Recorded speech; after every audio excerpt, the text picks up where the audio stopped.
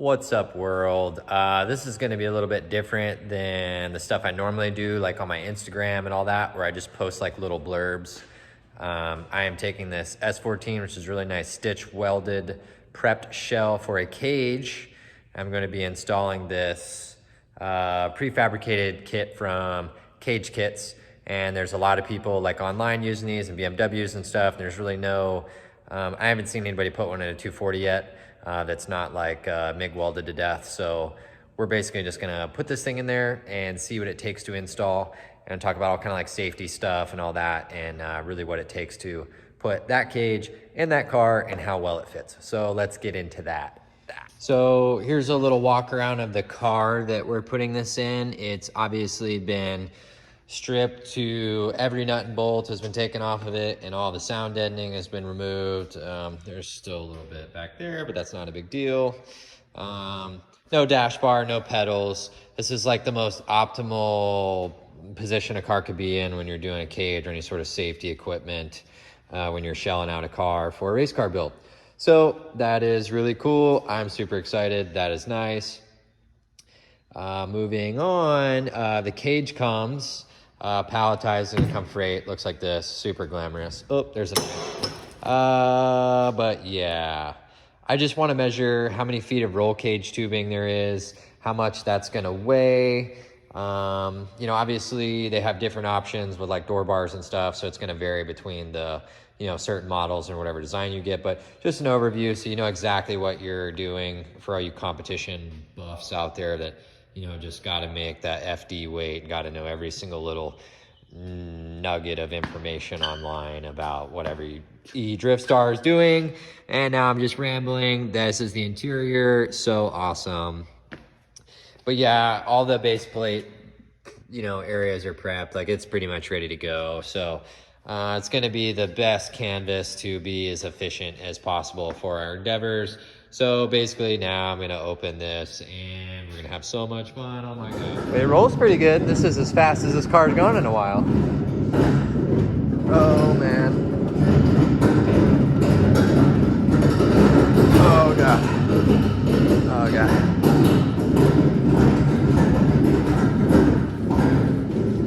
Okay. And there we go. That looks pretty good. Okay. Bye.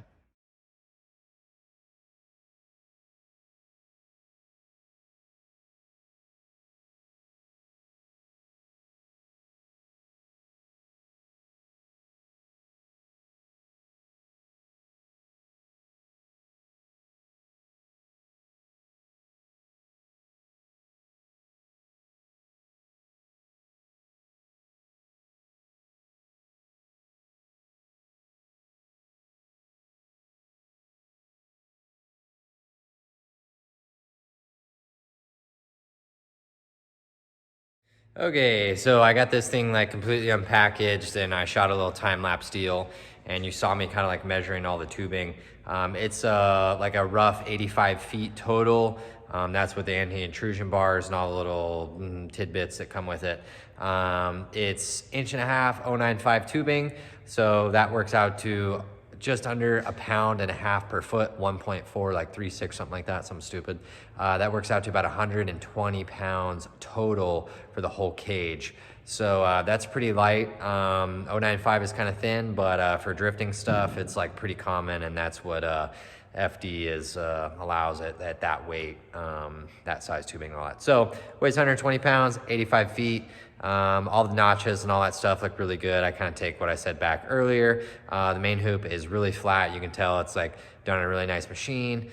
So yep, now I'm going to hook the base plates in there, and we'll just start doing more time-lapse stuff. So I'm gonna stop talking. And like I said, I got this thing all unpackaged. Pretty impressed so far.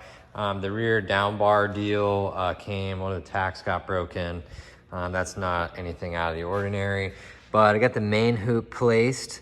As you can see, that fits like pretty damn good. It is touching, well, I mean, it's touching up there based on the, you know, amount of degrees you're allowed to bend this thing. This is pretty much perfect for this space. The base plates for the front, fit in here like this. All pretty nice broken pieces, CNC broke pieces. Yeah, that just fits really good. So pretty much all like that. You know, take some finessing. I'm gonna clean the base plate areas and all that. But yeah, pretty impressive. And then the rear portion right here goes on this right here. Nice piece goes on there. There is some like factory like bracing and stuff that goes in here. It's already been removed. You'll have to like definitely take all that stuff out. You can see those spot welds, all that stuff's been removed. But all in all, like so far so good. And I'm just gonna keep chipping away as I add piece by piece, okay? I will make sure to mention any sort of like just weird, any sort of, you know, tolerance deals or anything. I'm a little interested to see how the main hoop, basically it's the halo bar that goes up around here. The door bars are shorties, so they only come up and they end somewhere in here. I'll be interested to see how tight that stuff fits, just out of the box or whatever. That's pretty much it until the next little update.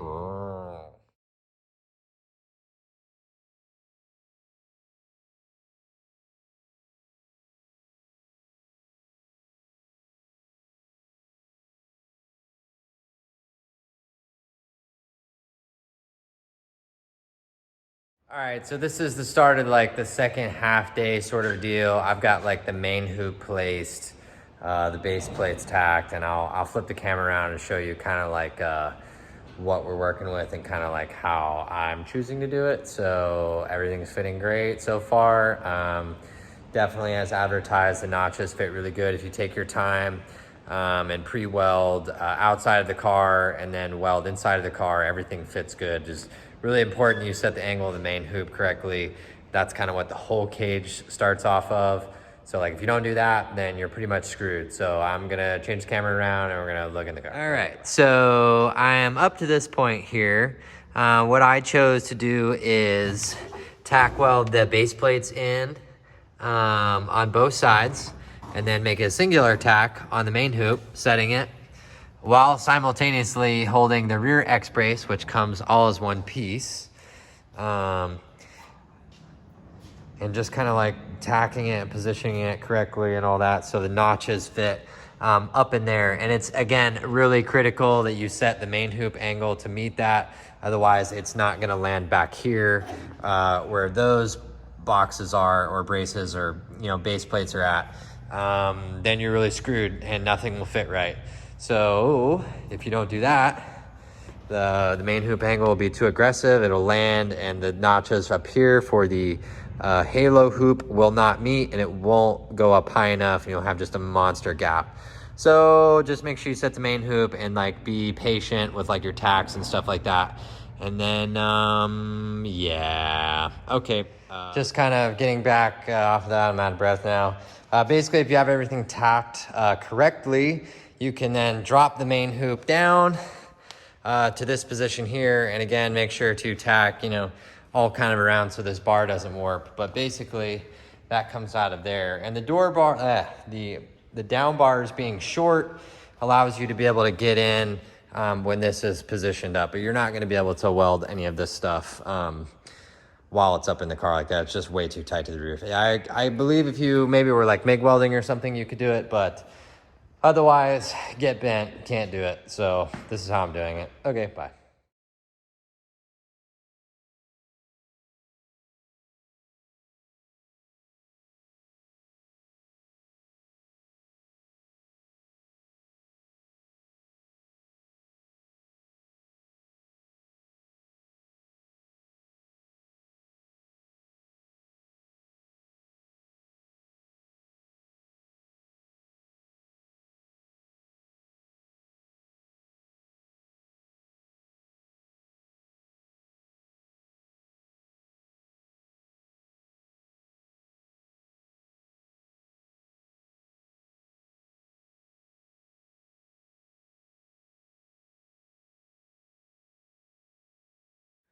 Okay, so this is the like kind of probably final overview video of like all this. I kind of like skipped a lot of the welding segments because that's really boring and just takes forever.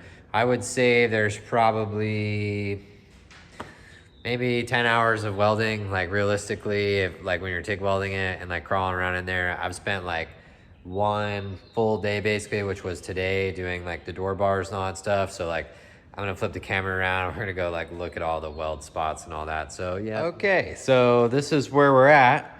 So the last welding video, I had the main hoop drop down in a forward position, put it back in its final position, tack welding it in the front and leaving it loose in the back.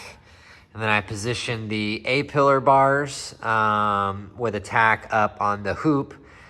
And then when I did the door bars, I started with the upper bar and I used a ratchet strap pulling gently between the two bars, very low down near the base plate to kind of bring in this bar to kind of fit snug. Like I said previously, if you mess up the angle of the main hoop up or down, all this stuff is not gonna fit. So you have to be really paying attention when you're doing that.